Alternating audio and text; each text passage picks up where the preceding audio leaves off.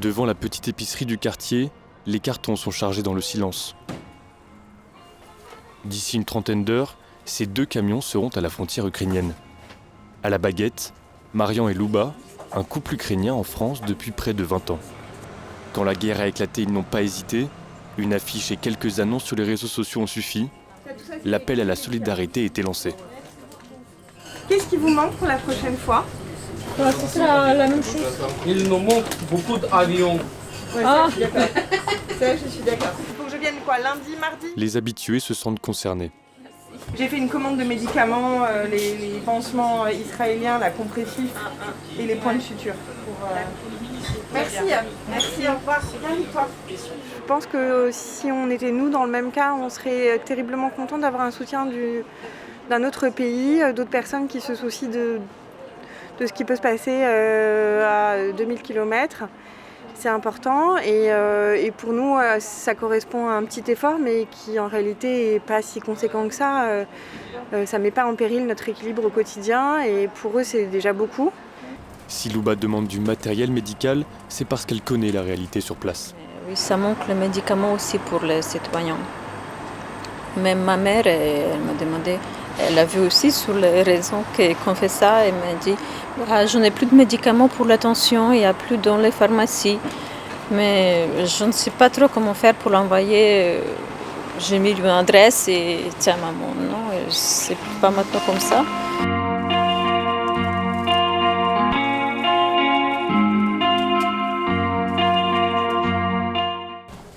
Entre le magasin et la cave, l'épicière tient le rôle du chef d'orchestre. On fait stocker ici tout ce qu'on récolte dans le magasin.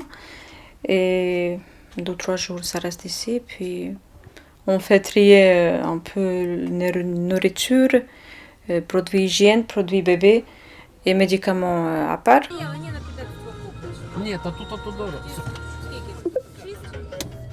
Marian a lui mis en pause sa vie professionnelle.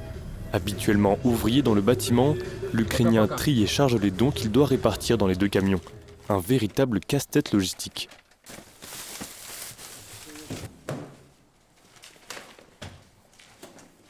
Ça, vêtements, il reste si quelqu'un il vient ici.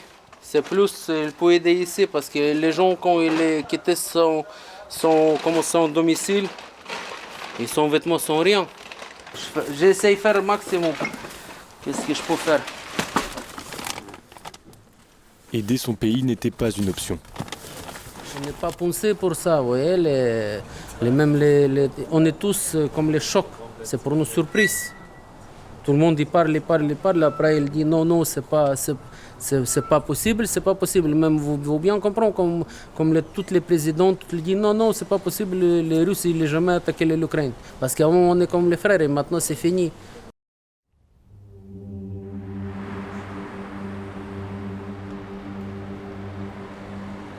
La cathédrale orthodoxe Saint-Volodymyr le Grand est imposante, mais habituellement discrète. Depuis une semaine, ce haut lieu de la communauté religieuse ukrainienne s'est transformé en centre logistique humanitaire, dans un brouhaha incessant.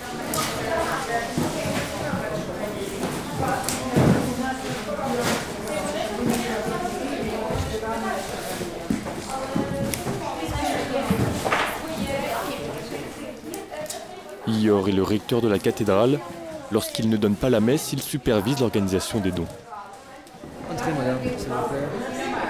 Cette salle qui est toujours destinée pour les choses pastorales, mais elle est utilisée pour la préparation des colis avec les envois humanitaires en Ukraine. À l'insouciance des enfants se mêle l'implication d'une dizaine de jeunes.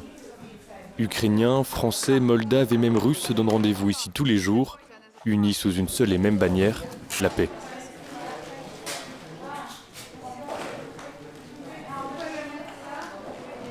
Je vais vous montrer ce que range ici. Du coup, par exemple, là, on a des conserves, de la nourriture, voilà, c'est du thon, des compotes pour les enfants, des petits plaisirs pour les enfants. Je pense que vous n'avez pas vu, mais on a déjà enlevé un gros carton comme ça de Doliprane, tout ce que vous voulez. Voilà, c'est des Doliprane. Ici, on a plutôt des médicaments pour les enfants aussi, pour tout ce qui est la chirurgie aussi. On peut faire même une opération ici. Il nous faut juste des connaissances. Yuliana ne compte plus les heures passées à trier les dons. Après 4 jours vécus sous le choc, la jeune Ukrainienne ne pouvait plus rester chez elle. Être volontaire, c'est quand même, en fait, ça m'aide à gérer, en fait, ce stress que j'ai à l'intérieur de moi. Et c'est le seul moyen par lequel je peux aider mon pays. Parce que je ne peux pas être là-bas avec ma famille et du coup je viens ici pour aider ma famille. C'est un moyen d'aider, d'être là, de ne pas sentir ce sentiment de culpabilité parce que je pense qu'il y a beaucoup de gens qui sentent ça. Je viendrai aider jusqu'à même si ça va durer 1 mois, 2 mois, ce que je n'espère pas, mais je viendrai jusqu'au bout. Parce que voilà, il faut faire à la force, il faut rester positif. Je pense qu'il faut transmettre aussi à tout le monde ce sentiment de victoire, même si c'est la guerre, il faut être positif parce que sinon on va pas gagner. La paroisse a dû s'adapter à la solidarité soudaine des Parisiens. Dès le premier jour de l'invasion, ils étaient des dizaines aux portes de la cathédrale, les bras chargés par les dons, avant même que la collecte ne soit annoncée. Ça fait la 2e fois que je viens pour donner un maximum de choses, des couvertures, des choses chaudes. La dernière fois, j'avais donné plus de médicaments que j'avais. Voilà, en espérant que ça pourra aider et que le pire n'arrivera pas. Ça part d'ici. Mais vers quelle ville après Ça part à la frontière et de la frontière c'est distribué dans les points importants, donc voilà, dans les points de réfugiés. C'est ça. Donc nous, notre mission c'est de les envoyer sur place. Une semaine après le début de la mobilisation, le flux de dons ne diminue pas. Il y a quelques jours, j'ai préparé moi toute seule, alors qu'on était déjà beaucoup ici. Moi toute seule, j'ai préparé 50 cartons comme ça. Du coup, je pense que c'est des tonnes et des tonnes tous les jours qui partent. C'est vraiment, ça, c'est pour une journée. Voilà. Là, je pense qu'il y a une centaine de cartons, même plus. Lior apprécie retrouver le calme de son bureau et préparer la prochaine semaine de collecte. L'Ukrainien, arrivé en France en 2014, sait que la religion le guide. Comme le dit en phrase latine, Vox populi, vox Dei, ça veut dire par cela, le Seigneur, Dieu, exprime cette vérité que nous ne sommes pas agresseurs, nous restons aux limites aux frontières de notre pays et nous essayons de nous protéger de différentes manières. Les diplomates travaillent au niveau des diplomaties, les politiques comme politiques. Nous, comme croyants, nous essayons de prier et aussi de faire ces actes humanitaires. Alexander vient chercher les cartons stockés dans la cathédrale. Tous les jours, il emmène avec lui les dons, direction un entrepôt parisien. Ukrainien et patriote, il participe à l'effort de guerre depuis la France. C'est un enfer en Ukraine en ce moment. Il y a beaucoup de Français qui viennent tous les jours, qui nous donnent coup de main. Ça nous touche vraiment et merci beaucoup. C'est incroyable. La cousine d'Alexander est restée bloquée 2 jours sous les bombardements. À 2500 km de son pays et de sa famille, lui ne pouvait pas rester sans agir. Pour l'aider, l'entreprise de l'Ukrainien l'a mise en arrêt et prêté un véhicule de service. Voilà, regardez. C'est la matriculation de notre camion. On prie et notre Dieu avec nous parce qu'on n'est pas mauvais. On préfère rester dans paix comme tout le monde.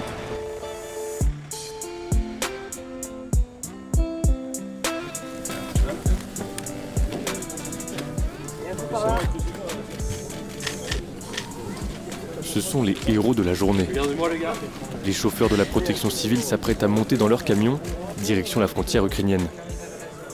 Un convoi exceptionnel de 9 poids lourds, un trajet confidentiel et 180 tonnes de matériel humanitaire, préparé la veille.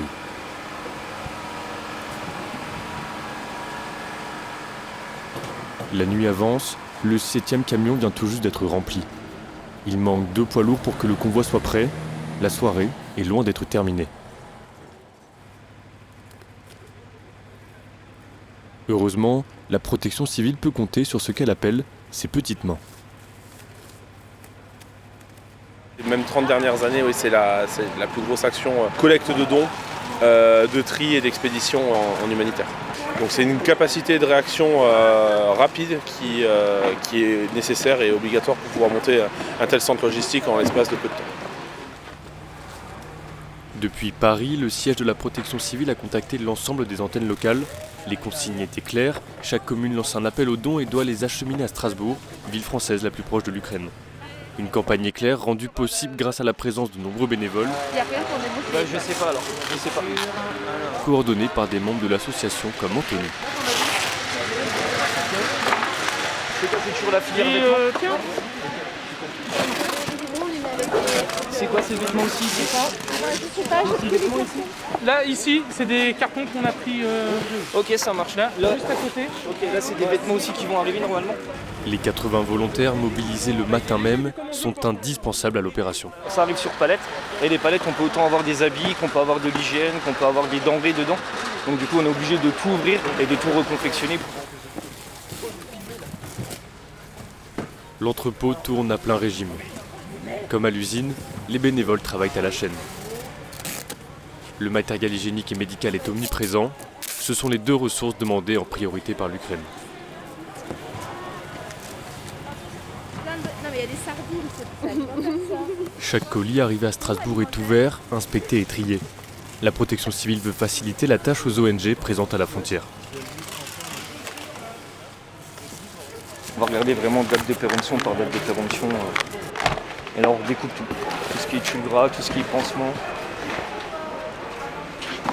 On va rediscuter tout ce qui est sparadrap, les ciseaux.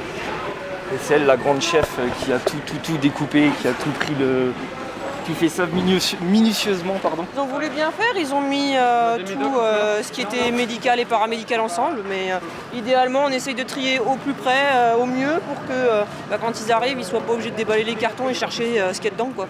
Ouais, parce qu'après on note tout. Tu vois, là, ouais, tout est noté. Médicaments, pansements, voilà, au moins ils savent tout. Antalgique.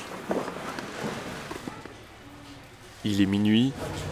Anthony jette une dernière palette. Bonne soirée, merci. À toi aussi. Avant de laisser sa place à l'équipe suivante. C'est une grande expérience humaine et c'est de l'enrichissement personnel aussi. C'est un accomplissement pour soi. On sait pourquoi on a signé et pourquoi on va s'endormir fatigué ce soir.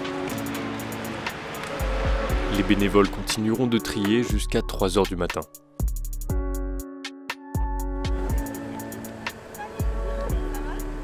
Le départ est imminent. Le temps d'une dernière vérification pour ces chauffeurs volontaires. Toute la France s'y met, donc on s'est dit pourquoi pas nous. Et puis c'est aussi notre devoir à la protection civile d'aider la population.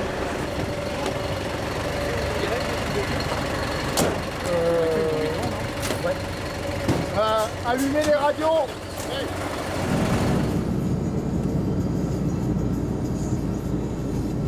Direction la ville de Lublin, à quelques kilomètres de la frontière ukrainienne. La protection civile affiche un objectif clair, organiser 2 départs de convoi chaque semaine jusqu'à la fin du conflit.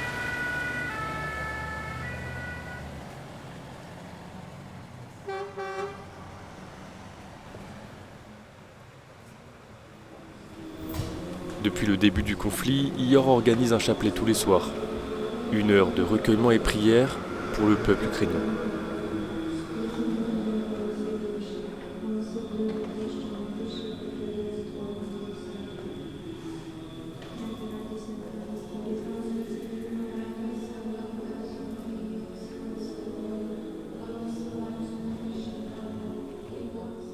Pour les croyants, c'est quelque chose de très important. C'est notre instrument pour créer la paix.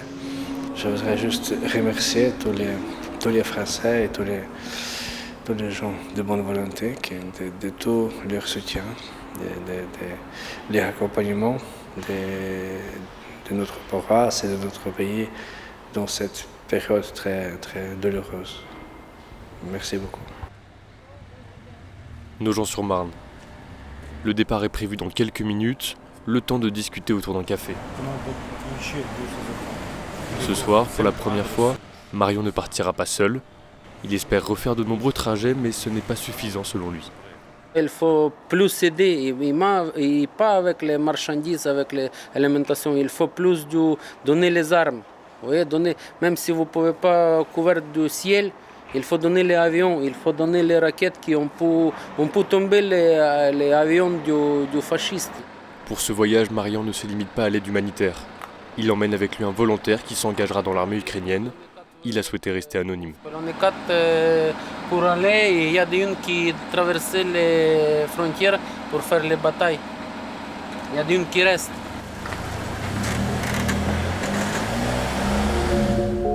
Tous participent à ce même voyage. Les chemins empruntés sont différents mais se retrouvent sur cette même route, la route de la solidarité. Entre 2 lignes blanches, la solidarité avance vers l'est, vers l'Ukraine.